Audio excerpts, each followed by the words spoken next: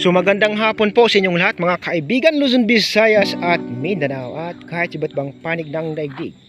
Welcome back to my channel, Katutubo TV Vlog.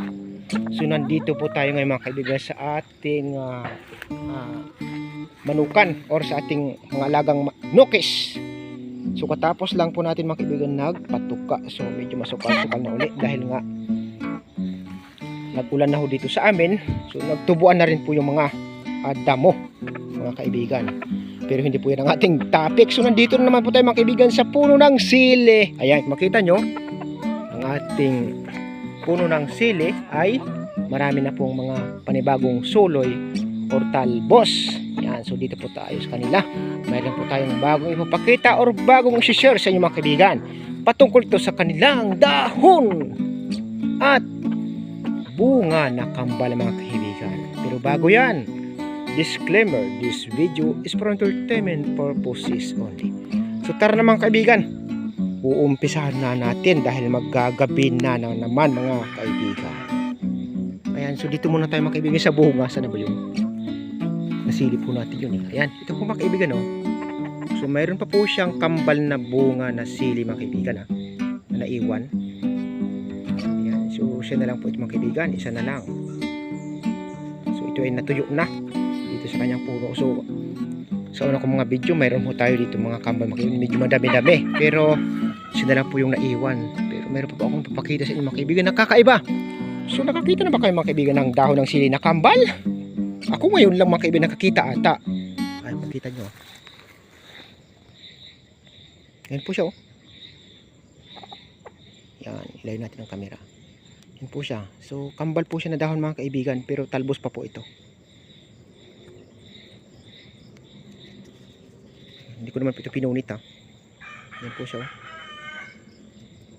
So nagdalawa po ito mga kaibigan. Kambal siya na dahon ng sili. Pero talbos pa po ito. So mayroon pa pong isa mga kaibigan, nakita ko. Ayan. Itong medyo na iba. Ito po siya mga kaibigan. Ayan oh.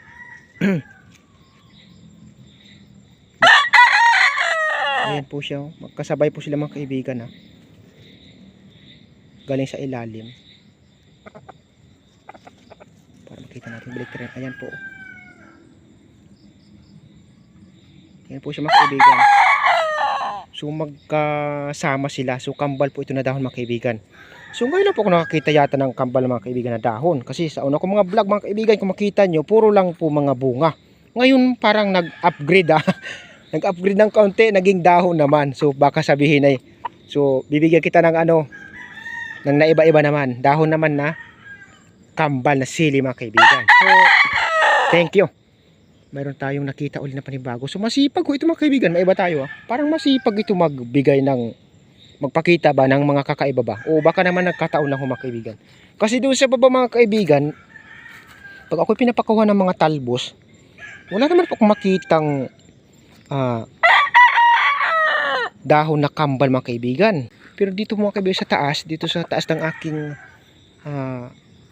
may manukan sa area ng aking boss.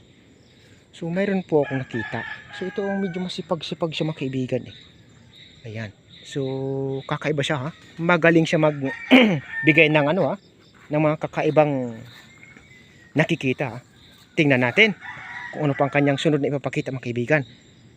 So nagtalbos na po kasi ito mga kaibigan. So ayan na po mga kaibigan ang aking munting maipapakita sa inyo or ma-share patungkol sa ating puno ng sili na mayroong kambal na dahon.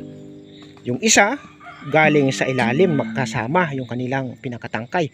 Yung isa naman sa dahon. Ang dahon naman ang nagbuka sa pinakadulo. Parang naging Y ang kanyang itsura or panga. So yan na po mga kaibigan ang aking ma-share sa inyo sa hapong ito. So maraming salamat po sa inyong lahat at higit sa lahat sa mga walang sawang nanonood ng aking mga video.